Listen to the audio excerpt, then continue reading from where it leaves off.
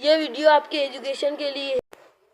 ये बात है 16 से 31 दिसंबर, जब एक नई कंपनी का निर्माण होता है जिस कंपनी का नाम था ईस्ट इंडिया कंपनी की नींव डाली जाती है। और उस कंपनी में 200 से अधिक प्रभावशाली व बहुत ज़्यादा व्यापारी शामिल थे। उनकी कंपनी शेयर होल्डर से चलती थी। शुरुआत में उसके 125 शेयर होल्डर थे। ईस्ट इंडिया कंपनी का शुरुआत में मकसद बस मसालों की ट्रेडिंग करना था। वह इंडोनेशिया में स्पाइसिस आइलैंड पर जाती है। वहां पर वो अपनी पहली फैक्ट्री स्टेब्लिश करते थे। उन्होंने देखा कि वहां पहले से ही स्पेनिश और पोर्चुगीज व्यापारी थे। साथ ही साथ डच ट्रेडर भी वहां पर नए आए थे।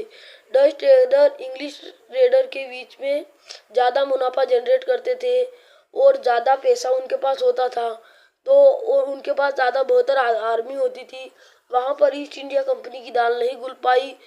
वहाँ पर उनका व्यापार नहीं चल पाया। वहाँ से उन्होंने बोरिया बिस्तर बांधा और अपने ब्रिटेन में आ गए। उसके बाद ईस्ट इंडिया कंपनी की नज़र एशिया के दूसरे देश पे पड़ी, जहाँ पर उनको नज़र आया भारत, जिसको सोने की चिड़िया कहते थे। भारत पर नज़र पड़ने के बाद जब वो अपना सन 1608 में ईस्ट इंडिया कंपनी भारत आज के गुजरात के सूरत शहर पर आई, तब उनको पता चला कि वहाँ मुगलों का शासन है।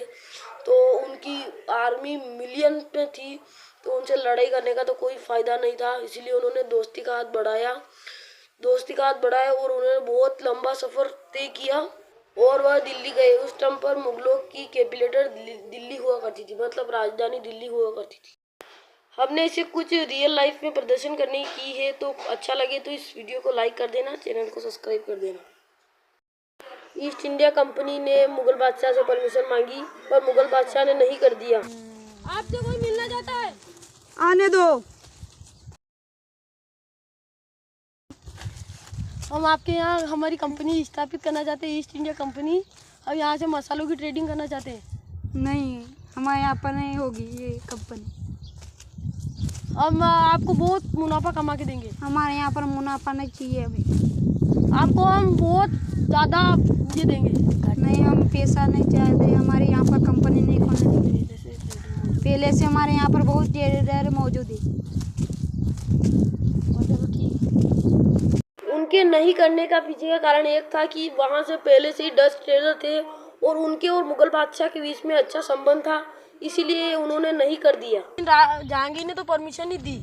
हम ऐसा करते हैं कि किसी दूसरे किंगडम में जाकर वहाँ से अपनी कंपनी को स्थापित करते हैं, जहाँ हम अपना व्यापार कर सकें। उसके बाद इस मुगल के व्यापार पे करेंगे कुछ हम दूसरे किंगडम में जाते हैं और वहाँ से परमिशन देते हैं कि हम यहाँ व्यापार कर सकते हैं। तो ईस्ट इंडिया कंपनी ने सोचा कि भारत के कुछ दूसरे साम्राज्य में जाकर कोशिश की जाए।